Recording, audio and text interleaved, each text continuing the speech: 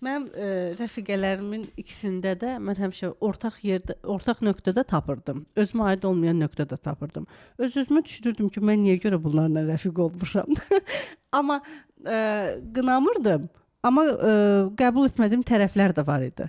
Çox yaxşı dediniz ki, mən orada hadisə kimi baxım, hekayə kimi yox. Bəli. Orada mən özüm bilmədən belə bir sual yaranır. Öz alanımı bağlaya bilirəm. Bax, alanınızı öyrədəcəm zaşita necə olur. Yəni siz bir hekayə danışdınız. Mən bu hekayəni dinlədim, amma buna bir məna vermədim. Məna vermirik. Aha. Məna verməyəsən. Məna vermir. Yəni sadəcə xəynət uğrayıb, nə olub ki? Heç bir məna yoxdur. Yəni buna bilsə nə tərif? Bir his qatmırıq da, his qatmırıq. Bax, bir hakimdir, məhkəmə hakimi, prokuror oturub. Bu deyir ki, cinayət baş verib, toyda yeyib içiblər, bu bunu bıçaqlayıb. Ora bir məna qatmalısan. Sadəcə baxırsan İnzibati Xətalar Məcəlləsində bu cinayəti işləyib, filan qədər həbs get.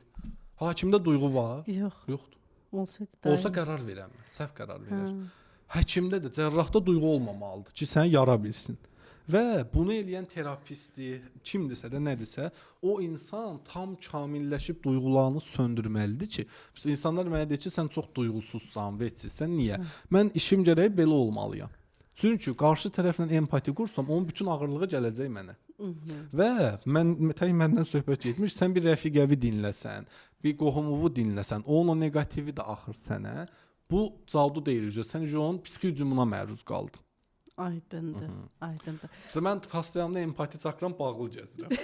Ki mənə keçməsin.